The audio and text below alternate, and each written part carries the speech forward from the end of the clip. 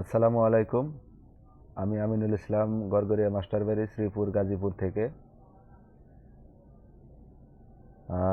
আপনাদের সামনে আজকে যে টপিকটা নিয়ে কথা বলতে আসছি, সেই টপিকটা হচ্ছে আমরা ফেসবুক নিয়ে যারা কাজ করতেছি, যারা নতুন কন্টেন্ট ক্রিয়েটর হিসেবে কাজ করতেছি, তাদের উদ্দেশ্যে আমার এই কথাগুলো।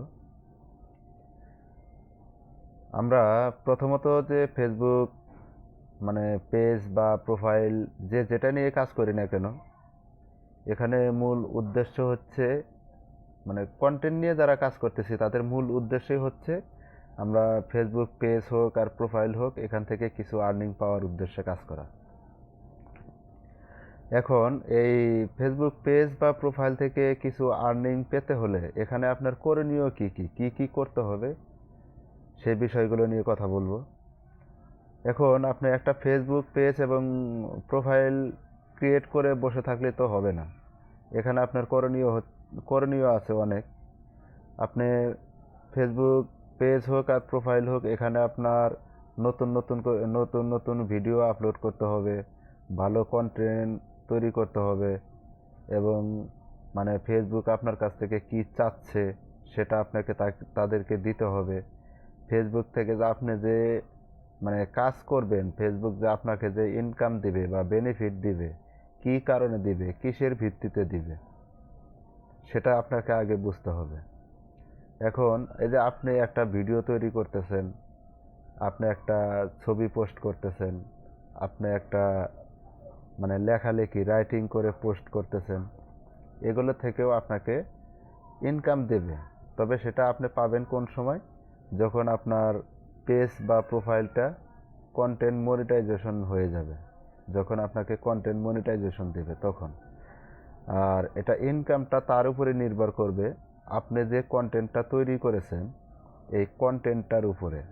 এই কন্টেন্টটা কীরকম হয়েছে, যদি ভালো হয়, যতটুকু ভালো হবে সেই ভালোর উপরে সেই কন্টেন্টটা ভিউজ আসবে, লাইক আসবে, কমেন্ট আসবে, তার উপরে বেসিস করে আপনি এটা থেকে একটা আর্নিং পাবেন।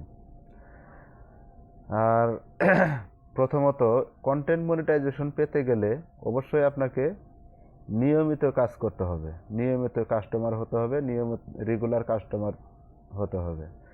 আপনি একদিন কাজ করলেন, 2 দিন কাজ করলেন না, এভাবে একটা পেজ বা প্রোফাইলে আপনি কন্টেন্ট মনিটাইজেশন আনতে পারবেন না। এখানে আপনাকে যেমন জীবন ধারণের জন্য বেঁচে থাকতে হলে আপনাকে 3 বেলা খেতে হয়, এবং এখানেও ফেসবুকের ক্ষেত্রে বা ইউটিউবের ক্ষেত্রেও সেম। দেখা যাচ্ছে আপনাকে মনে করেন যে সকালে একটা পোস্ট করতে হবে, দুপুরে একটা পোস্ট করতে হবে, বিকালে একটা পোস্ট করতে হবে। এখন আপনি ধরেন আজকে পোস্ট করলেন, 2-3 দিন আর করলেন না, এটা তো হয় না। এটা আসলে কোনো গাইডলাইনের ভিতরে পড়ে না।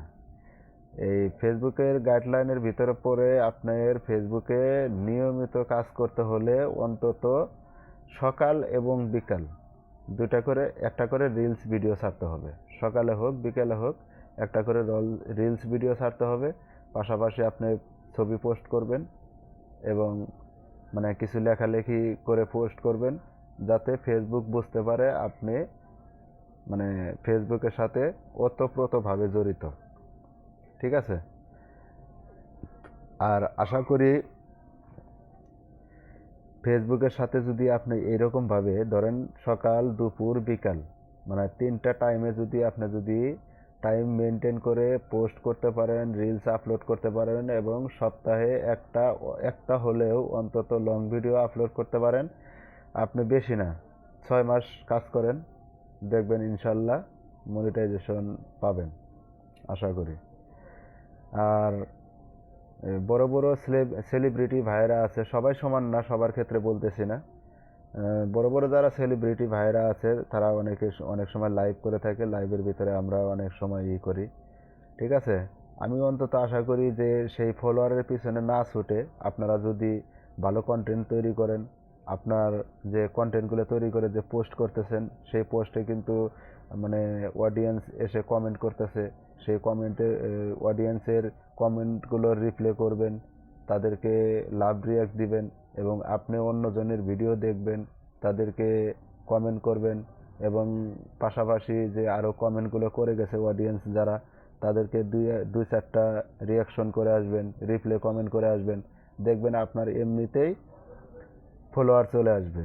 আর বিশেষ করে আপনার কন্টেন্ট যদি ভালো হয় অটোমেটিক আপনার ফলোয়ার চলে আসবে। ফলোয়ারের পিছনে আপনার ছুটতে হবে না, ফলোয়ার আপনার পিছনে চলে আসবে। আশা করি সবাই বুঝতে পেরেছেন। সবাই ভালো থাকবেন, সুস্থ থাকবেন, সবাই সবার শরীরের প্রতি যত্ন নেবেন। সবার সুস্বাস্থ্য এবং দীর্ঘায়ু কামনা করে আমি বিদায় নিচ্ছি। আসসালামু আলাইকুম ওয়া রাহমাতুল্লাহি ওয়া বারাকাতুহু।